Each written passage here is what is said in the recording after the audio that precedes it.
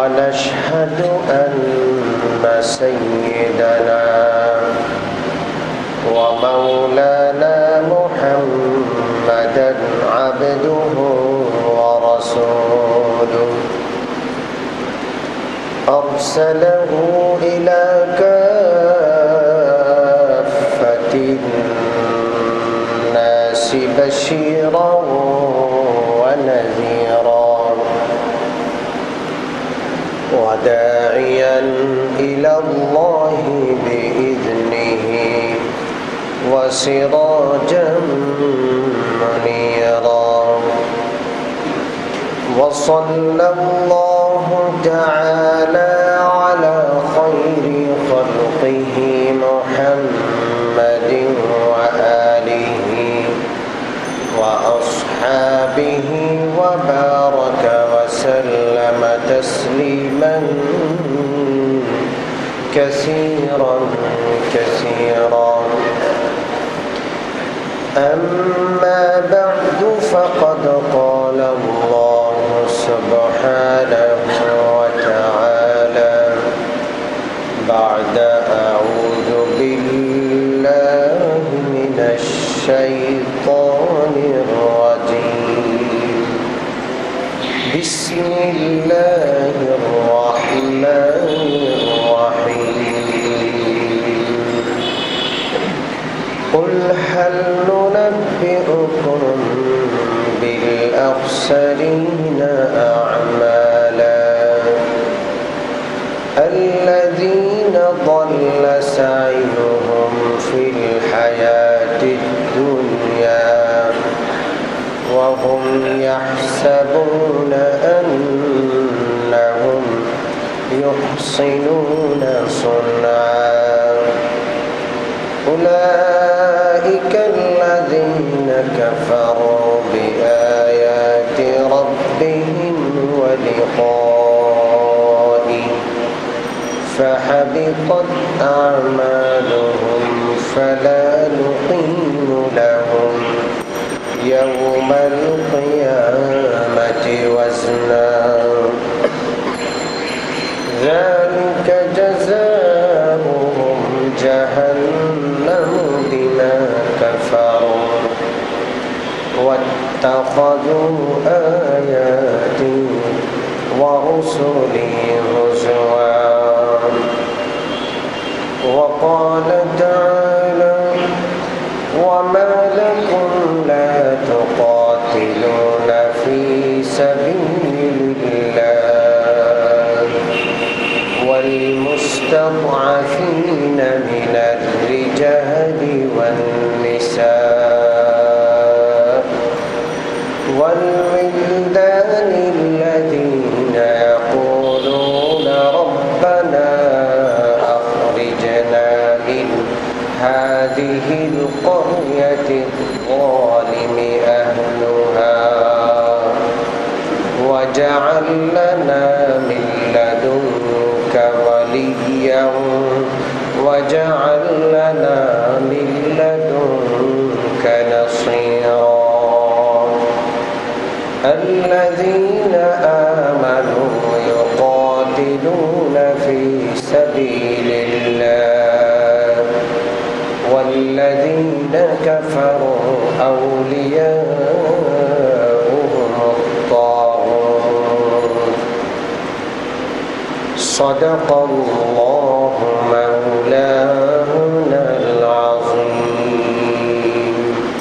درود شريف পড়ি اللهم صل على محمد وعلى آل محمد كما صليت على إبراهيم وعلى آل إبراهيم إنك حميد مجيد. اللهم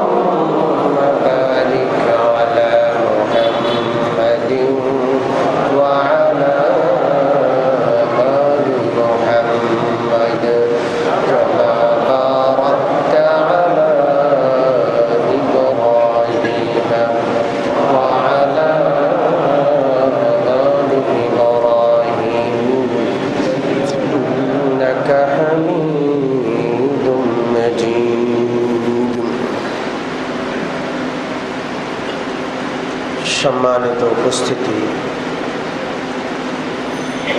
আল্লাহ রাব্বুল আলামিনের কাছে সবচেয়ে মূল্যবান জিনিস হলো ঈমান। সবচেয়ে মূল্যবান জিনিস কি? ঈমান। এই ঈমান মহামূল্যবান সম্পদ পৃথিবীর মুসলমান ছাড়া অন্য কোনো জাতির কাছে নাই। হিন্দু, বৌদ্ধ, খ্রিস্টান, ইহুদি, পৃথিবীর কোনো জাতির কাছে ঈমানের দৌলত নাই। ঈমান নামক মহামূল্যবান সম্পদ থেকে তারা বঞ্চিত। যাদের কাছে মূল্যবান সম্পদ থাকে তাদের প্রতি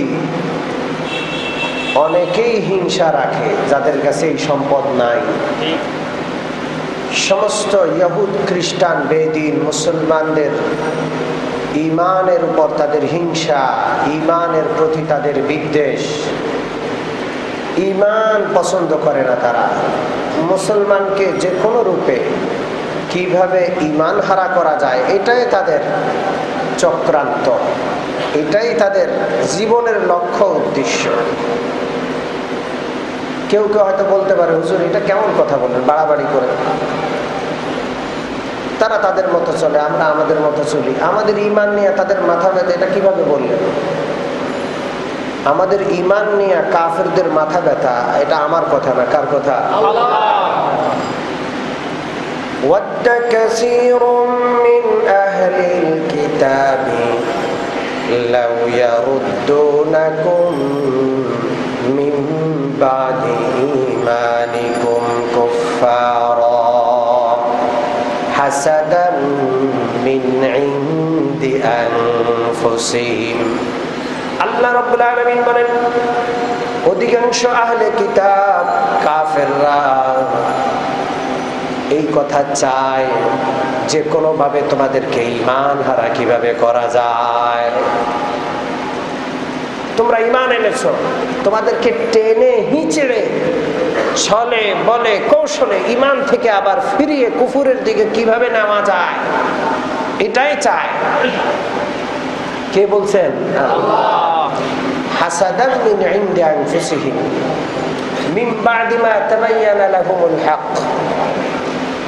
হিংসাবশত তারা জানে অনেকেই যে ইসলাম সত্য ধর্ম, মুসলমানরা যেভাবে আল্লাহকে মানে, আল্লাহর ইবাদত করে, এটাই সত্য, এটাই সত্য।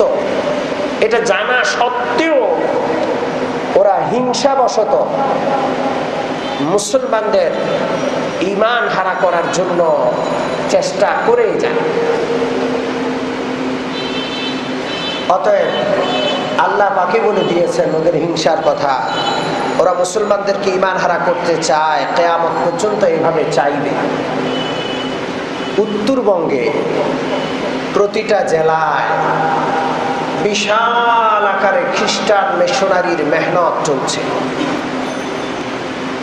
ওদের খুব কাছাকাছি টার্গেট, অদূর ভবিষ্যতে বাংলাদেশ খ্রিস্টান অধ্যুষিত রাষ্ট্রে পরিণত হবে। এটা আমার কোনো গল্প কাহিনী বা গল্প কথা আপনাদের বলছি না, এটা ওদের সুনির্দিষ্ট লক্ষ্য। এই লক্ষ্যের দিকে তারা এগিয়ে যাচ্ছে।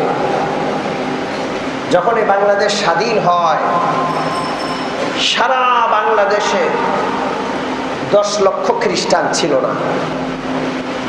এখন তাদের দাবি বাংলাদেশের 1 কোটি খ্রিস্টানের বেশি সংখ্যক খ্রিস্টান রয়েছে।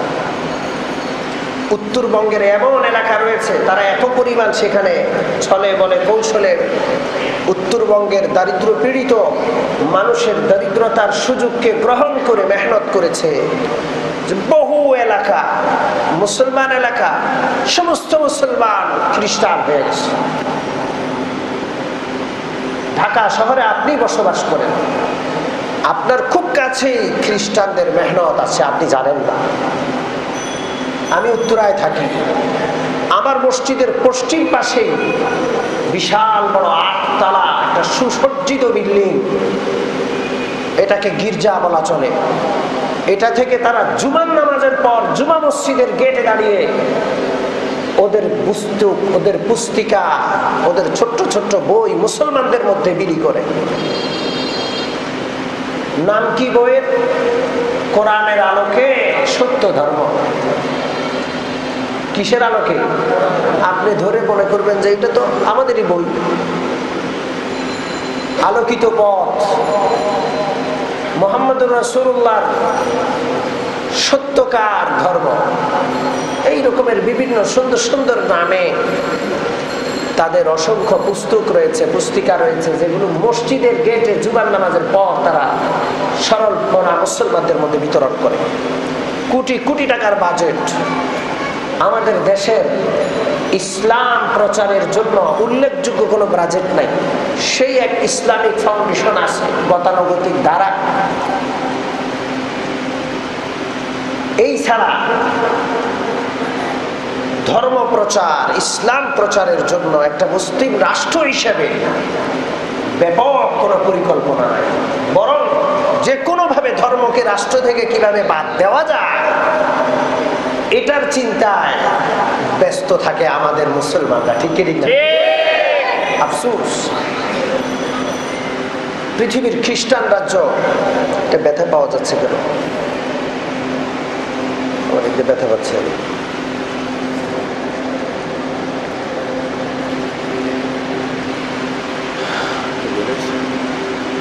সারা পৃথিবীর খ্রিস্টান রাজ্যগুলো খ্রিস্ট ধর্ম প্রচারের জন্য তাদের বিশাল বাজেট রাখে। বাংলাদেশে ওদের কোটি কোটি টাকার বাজেট রয়েছে। আমি গত বছর মাহফিলে গিয়েছিলাম বান্দরবানে। বিশাল বড় ময়দানে মাহফিল, হাজার হাজার লোকের সমাবেশ, মাদ্রাসার, কওমি মাদ্রাসার বার্ষিক মাহফিলে বয়ান করে যাওয়ার সাথে সাথে আমাকে স্টেজে নিয়ে গেছে। আমার যেতে একটু পৌঁছতে দেরি হয়েছে, আমাকে আলাদা করে বসালো। স্টেজ থেকে নামার পর আমি প্রথমে আমার খেয়াল ছিল না যে এটা বান্দরবান, পাহাড়ে ঘেরা রাস্তা। আমি জিজ্ঞাসা করলাম এটা কি পার্বত্য অঞ্চলের অন্তর্ভুক্ত? বলে যে হ্যাঁ। জিজ্ঞেস করলাম এখানে আপনাদের কি সমস্যা, আপনারা তো মুসলমান, এখানে বসবাস করেন। হুজুর, এখানের জায়গাগুলোতে আমাদের কোনো মালিকানা নাই, যে কোনো সময় আমাদেরকে বের করে দেওয়া হবে এখান থেকে। আমরা একটা অনিশ্চয়তার মধ্যে কচু পাতার পানির মতো এখানে বসবাস করি। খ্রিস্টানদের বিশাল চক্রান্ত এই উপজাতিকে আদিবাসী প্রমাণ করার জন্য এরা বিভিন্ন পত্র পত্রিকা মিডিয়াকে টাকা দিয়ে কিনে নিয়েছে। এরা উপজাতি, আদিবাসী না। আদিবাসী মানে আদিবাসী অর্থ এরা পুরাতন অধিবাসী, হাজার হাজার বছর যাবত। বাংলাদেশে এমন কোন আদিবাসী নাই যারা হাজার হাজার বছর যাবত অধিবাস এখানে করে রেখেছে। বরং বাংলাদেশের পার্বত্য অঞ্চলে যে সমস্ত উপজাতীয়রা আছে এরা বাংলাদেশের নাগরিক নয়। এরা বার্মা সহ আশেপাশের অঞ্চল থেকে এখানে পাহাড়ে এসে বসতি স্থাপন করেছে। 150-200 বছরের ইতিহাস। এরা হইল মেহমান, আর এদেরকে আদিবাসী বানিয়ে আমরা কোটি কোটি বাংলাদেশি অধিবাসীকে বাংলাদেশে মেহমান বানানো হচ্ছে। বাংলাদেশের 1/10 অঞ্চল, পার্বত্য 3টা জেলা, বাংলাদেশের 10 ভাগের 1 ভাগ। এটা নিয়ে কঠিন ষড়যন্ত্র চলছে। এই অঞ্চলটাকে খ্রিস্টান অধ্যুষিত একটা পৃথক রাষ্ট্রের রূপ কিভাবে দেওয়া যায়। যদি দেওয়া যায় তাহলে ভৌগোলিকভাবে খুবই গুরুত্বপূর্ণ একটা এলাকা এটা হবে। পাশে চীন, এর পাশে ভারত, সবগুলোকে কন্ট্রোল করা যাবে এবং সমুদ্র অঞ্চলকেও নিজের আয়ত্তে নেওয়া যাবে। বাংলাদেশকেও ভবিষ্যতে পুরো বাংলাদেশকেও খ্রিস্টান অধ্যুষিত অঞ্চল ঘোষণা করার চেষ্টা তারা আগিয়ে নিয়ে যেতে পারবে। এবং আদিবাসী বা পাহাড়ি, আদিবাসী তো আমি কখনো বলি না, এরা পাহাড়ি, এরা উপজাতি, চাকমা, মারমা সহ অসংখ্য ভাষার, অসংখ্য ধর্মের অনুসারী। এদের দরিদ্রতাকে কাজে লাগিয়ে কোটি কোটি টাকা বিনিয়োগ করে এদেরকে খ্রিস্টান করা হচ্ছে। একসময় হয়তো হঠাৎ করে গণভোটের আয়োজন করবে, বাঙালিদেরকে সেখান থেকে বেরিয়ে করে দেবে। বাঙালিরা সেখানে কোনো জমিন কেনার ক্ষমতা নাই। আমি বাংলাদেশের নাগরিক, ঢাকায় বসবাস করলেও খুলনায় গিয়ে এই দেশের নাগরিক হিসাবে, স্বাধীন নাগরিক হিসাবে আমি জায়গা কিনতে পারি, কিন্তু আমি এই দেশের স্বাধীন নাগরিক হয়েও পার্বত্য 3 জেলার কোনো জায়গায় জায়গা কেনার অধিকার থেকে বঞ্চিত। দেশ সম্পর্কে আমরা সচেতন নই। এই কথাগুলো এই মিম্বর থেকে বলা হচ্ছে, না জানি কি হয়, আমি এই ভয়ে ভীত, কিন্তু আল্লাহর উপর ভরসা করে বলছি, বাংলাদেশের জমিনকে নিয়ে, যেই জমিনকে লক্ষ লক্ষ শহীদের রক্তে স্বাধীন করা হয়েছে, কঠিন গভীর ষড়যন্ত্র চলছে। আমরা সচেতন না হলে, মুসলমান যদি সচেতন না হয় আর ইসলামকে যদি গুরুত্ব না দেই, সব শেষ হয়ে যাবে। ইসলাম যাবে তো দেশ যাবে, মাটি যাবে, সার্বভৌমত্ব, স্বাধীনতা সব। ইসলামকে আমরা সবচাইতে কম গুরুত্ব দিই। আল্লাহ আমাদেরকে সবচাইতে বেশি গুরুত্ব দেওয়ার তৌফিক দান করেন। কম গুরুত্ব দেই এর প্রমাণ কি? সারা বিশ্বে কত এর দৃষ্টান্ত, আর খুব কাছাকাছি দৃষ্টান্ত হলো আরাকান, রাখাইন রাজ্যে মুসলমানদেরকে নির্বিচারে হত্যা করা হচ্ছে। আমরা পার্শ্ববর্তী রাষ্ট্রের অধিবাসী 16 কোটি 17 কোটি মুসলমান এই দেশে বসবাস করি। একটা মুসলমানের মধ্যে সামান্যতম আফসোস নাই, ওই দেশে মুসলমানদেরকে নির্বিচারে গুলি করে হত্যা করা হচ্ছে। আফসোস নাই, রাষ্ট্রীয় ভাবেও নাই, ব্যক্তিগত ভাবেও নাই, বরং রাষ্ট্রীয় ভাবে বলা হচ্ছে যে তোমরা তোমাদের দেশের ব্যাপার যেভাবে পারো মিটাও, আমরা এটার সাথে জড়িত না। মুসলমান কি এমন ছিল না? বনি আদম আযায়ে এক দিগরন কে দর আফরিনশ এক জওহরন কে দর আফরিনশ এক জওহরন जो आज़वे बदर दा वरद रोज़गार दिगर आज़व हारा नमानत करार तू कज़ मेहनत दी गरा बेगमी न शायद के नामत नहद आदमी। আমি 3টা ফার্সি কবিতা বললাম। এই ফার্সি কবিতাগুলো একটি হাদিসের অনুবাদ। প্রিয় নবী সাল্লাল্লাহু আলাইহি সাল্লাম বলেন, সারা বিশ্বের মুসলমান এক দেহের মতো। কিসের মতো? এক দেহের মতো।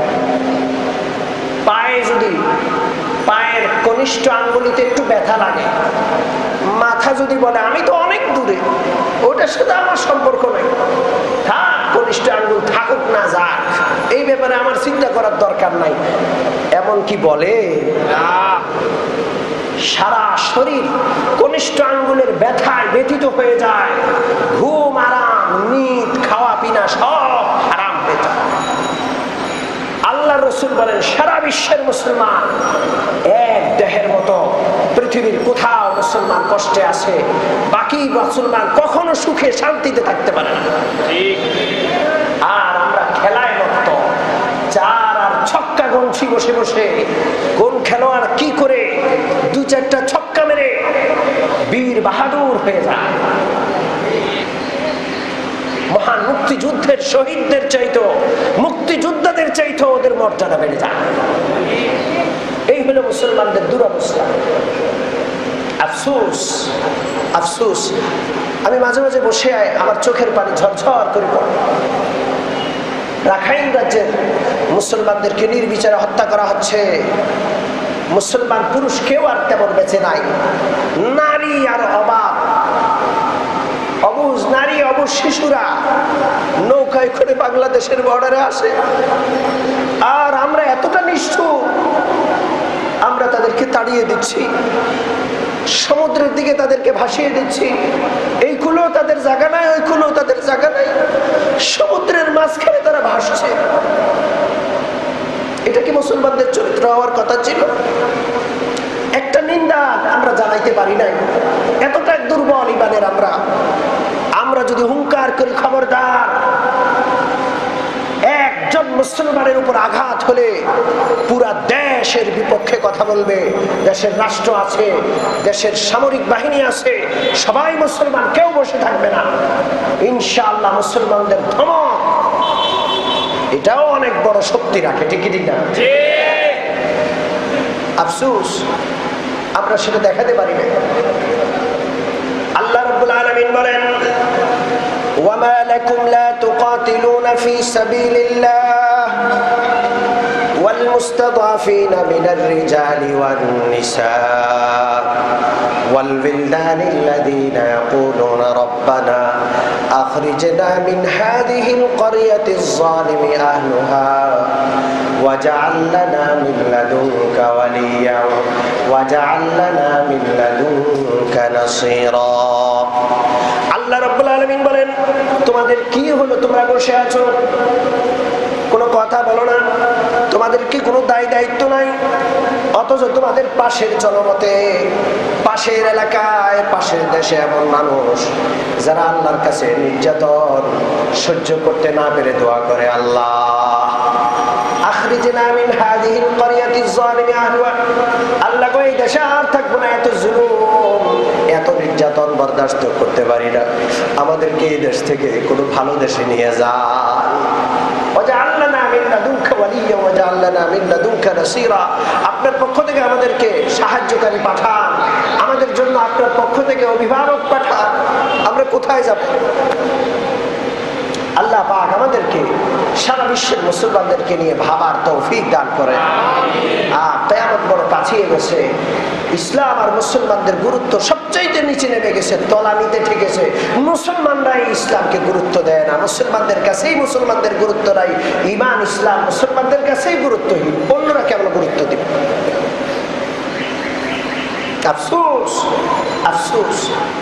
ইউটিউবে এবং ফেসবুকে ভিডিও চিত্র সহ এসেছে কিভাবে বারবার মুসলমানদেরকে হত্যা করা হচ্ছে, বাড়ি ঘরে আগুন জ্বালিয়ে দেওয়া হচ্ছে, ছোট ছোট নাবালেগ অবুঝ বাচ্চাদের হাতে পায়ে ধরে চ্যাং দোলা করে আগুনের কুণ্ডলিতে নিক্ষেপ করা হচ্ছে, উপর থেকে হেলিকপ্টারে করে গানশিপে করে উপর থেকে নির্বিচারে গুলি করে সাধারণ জনগণকে হত্যা করা হচ্ছে।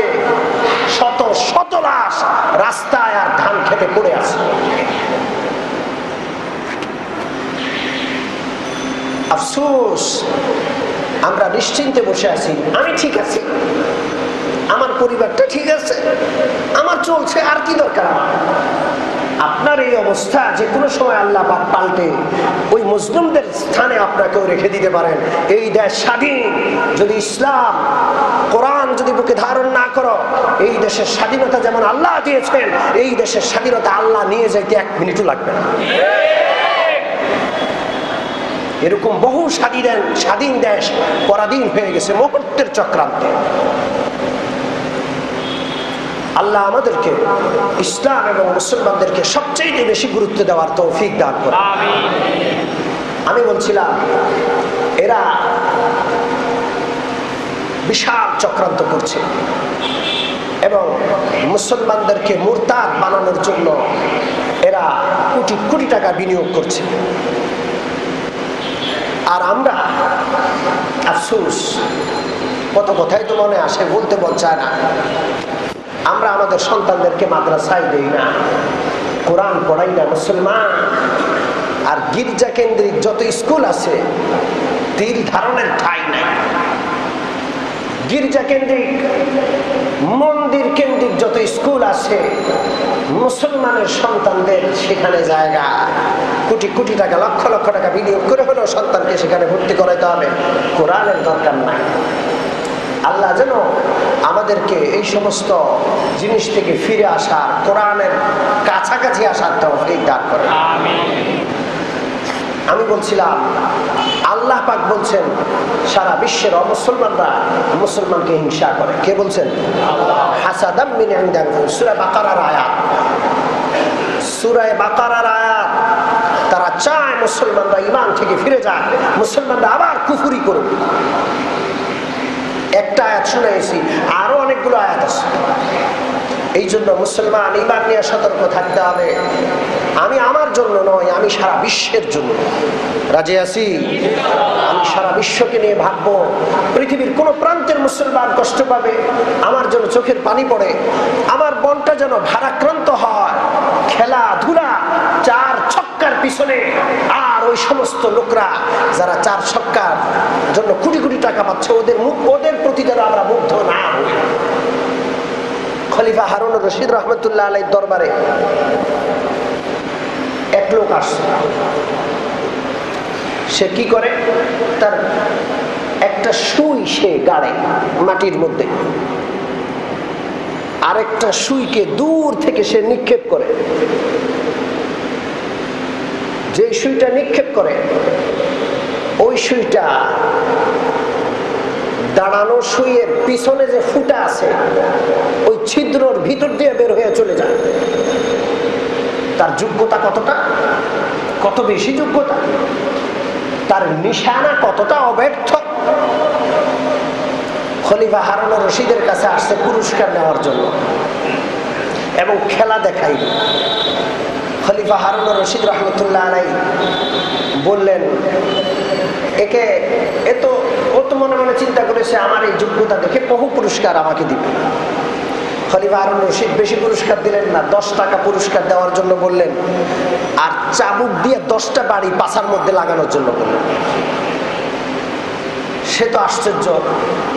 দরবারের বুদ্ধিজীবীরা বলল, জাহাপনা পুরস্কারও বড় কম দিলেন, ঠিক আছে 10 টাকা দিতে বললেন, পাছার মধ্যে যে 10টা বাড়ি দিতে বললেন এটা তো বুঝলাম না।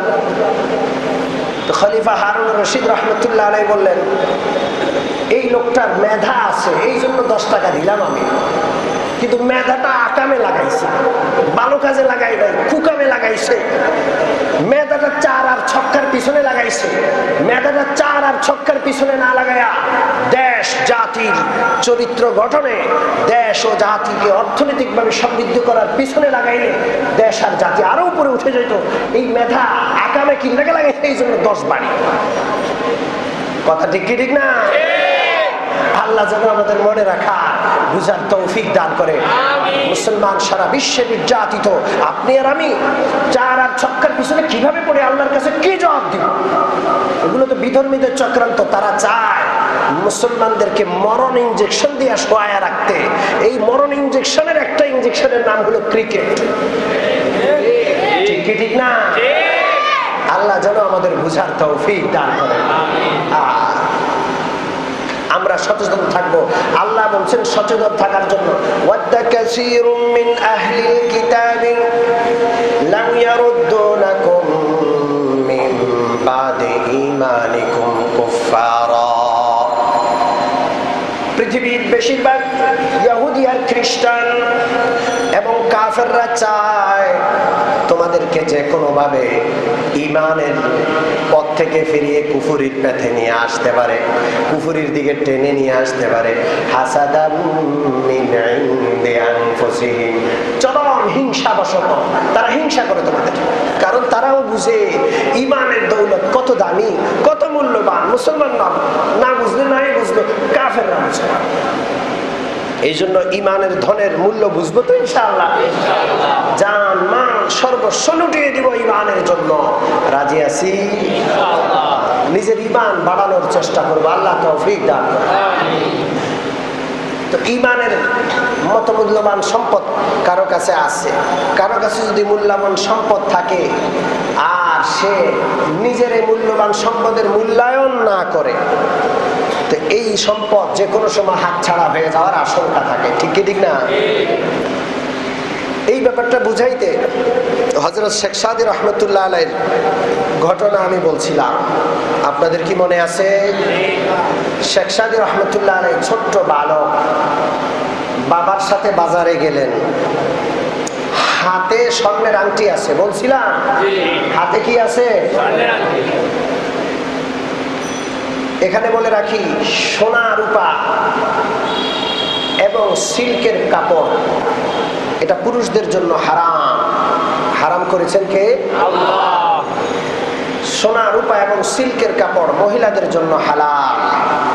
হালাল করেছেন কে? আল্লাহ। বিধানদাতা কে? আল্লাহ। তার ইচ্ছা, আমরা গোলাম, মানতে হবে। আপনি কেন জিজ্ঞেস করবেন এই অধিকার আপনার নাই। পারবেন? জোরে বলেন। হালাল হারামের মালিক কে? আমি আপনি গোলাম। আমরা মানার দায়িত্ব আমাদের, আমরা মানব।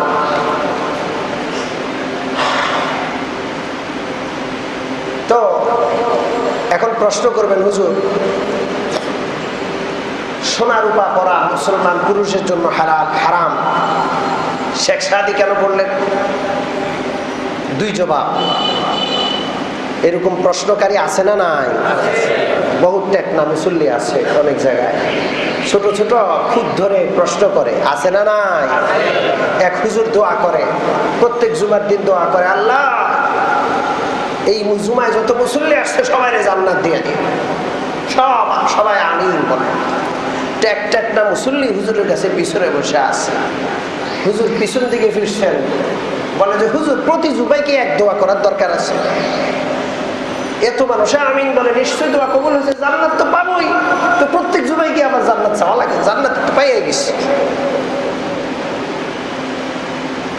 তো মুসল্লির চেয়ে হুজুরের জ্ঞান বেশি থাকে নাকি? নাকি? হুজুর বললেন, আমি জানি প্রত্যেক জুমায় দোয়া কবুল হয়, আপনাদেরকে আমি জান্নাতের ভিতরে ঢুকাইয়া যাই, কিন্তু এটাও আমার জানা আছে আরেক জুমা আসা পর্যন্ত 100 বার অন্তত এই জান্নাত থেকে বাইরে জাহান্নামের দিকে যায়।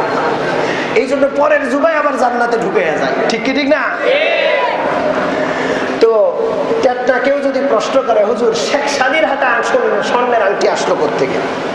তো এর জবাব হলো দুইটা। প্রথম জবাব হলো, শেখ সাদি রহমতুল্লাহ আলাইহি ছিলেন নাবালেগ। নাবালেগের উপর ইসলামের বিধান নাই, আছে? কোনো বিধান নাই, ছোট্ট মানুষ, হয়তো নাবালেগ হিসাবে স্বর্ণের আংটি হাতে আছে, বাবা কিছু বলেন নাই। দুই নম্বর জবাব হলো, অনেক মানুষ আছে আগে একরকম চলাফেরা করত, একটু জামাতে 3 দিনের জন্য গেছে, চিল্লা লাগাইছে, জামাতের সাথীদের সাথে উঠা বসা হয়েছে, এখন আর আগের মতো নাই, জীবন পরিবর্তন হয়ে গেছে, দাড়ি রেখে দিছে, টুপি মাথায় দেয়, লম্বা পোশাক ধারণ করেছে, আছে না নাই? আলেম ওলামাদের সাথে সম্পর্ক হওয়ার আগে একরকম চলেছে, ওলামায়ে কেরামের সাথে সম্পর্ক হওয়ার পর জীবন পরিবর্তন করে ফেলেছে। চরমনাইয়ের মাহফিলে যাওয়ার আগে জীবন একরকম ছিল, চরমনাইয়ের মাহফিলে যাওয়ার পর কান্নাকাটি করে জিকির করে জিন্দেগি পরিবর্তন করেছে। এমন লোক আছে না নাই? হয়তো বা শেখ সাদির রহমতুল্লাহ আলাইহির পরিবারটা এমন ছিল, আগে একটু উল্টাপাল্টা ছিল, পরবর্তীতে তারা ঠিক হয়ে গেছে। যাই হোক, হালাল হারামের মালিককে, পুরুষদের জন্য হারাম। এই জন্য অনেক পুরুষ, অনেক যুবক রয়েছে যারা গলায় স্বর্ণের চেইন লাগায় বুতামটা খুলে ঘুরো। খবরদার, কোন যুবক, কোন পুরুষ সোনার কোন অলংকার করবো না। রাজি আছি? আংটি, সোনার আংটি পরবো না। তবে হ্যাঁ, আমরা এটা পরবো জান্নাতে গিয়ে। আলহামদুলিল্লাহ বলেন। কোথায় পরবো? দুনিয়াতে হারাম, জান্নাতে আমাদের জন্য সেটা হালাল হবে। কোরআনে পাকের আয়াত, يحلون فيها من أساور من ذهب ولؤلؤا ولباسهم فيها حرير।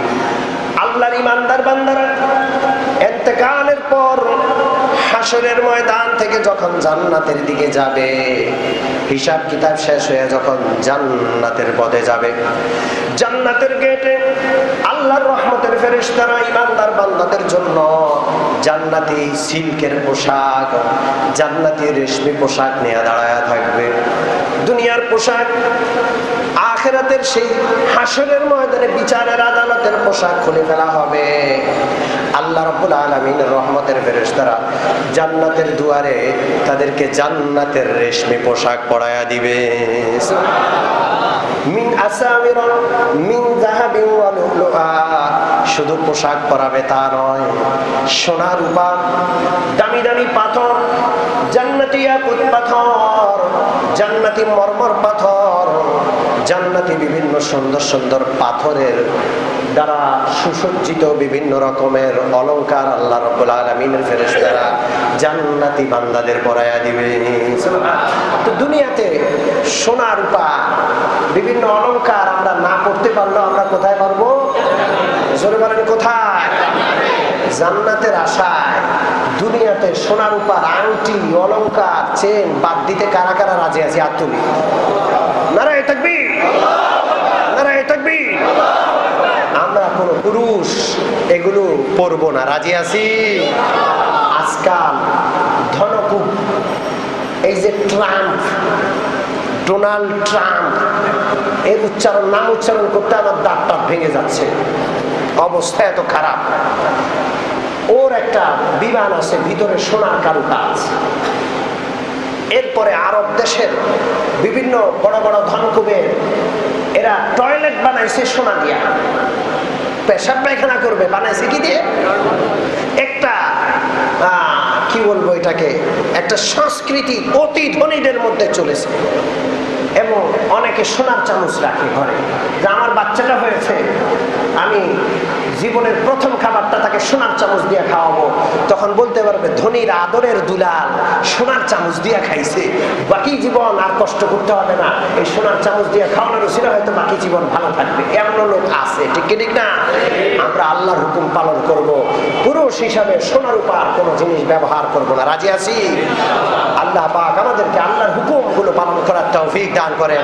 মুসলমানদের জন্য কান্না করার, দোয়া করার, অন্য কিছু করতে পারি আর না পারি, একটু আফসোস করব, একটু হৃদয়ে ব্যথা অনুভব করব, দুই হাত তুলে তাদের জন্য একটু দোয়া করব, পারবো না ইনশাআল্লাহ? আল্লাহ যেন তৌফিক দান করেন। আমরা তো দোয়া করব আল্লাহ যেন আমাদের শাসকদেরকে প্রকৃত মুসলমানদের ভূমিকায়, হযরত ওমর ফারুক আর খালিদ বিন ওয়ালিদের ভূমিকায় অবতীর্ণ হয়ে সমস্ত কাফেরদেরকে ধমক দেওয়া, তাদের ভিত কাটিয়ে দেওয়ার তৌফিক দান করেন। আমিন। ওয়া আখিরু দাওয়ানা আলহামদুলিল্লাহি রাব্বিল আলামিন ওয়া সাল্লাল্লাহু তাআলা আলা খায়রি খালকি মুহাম্মাদ ওয়া আলিহি।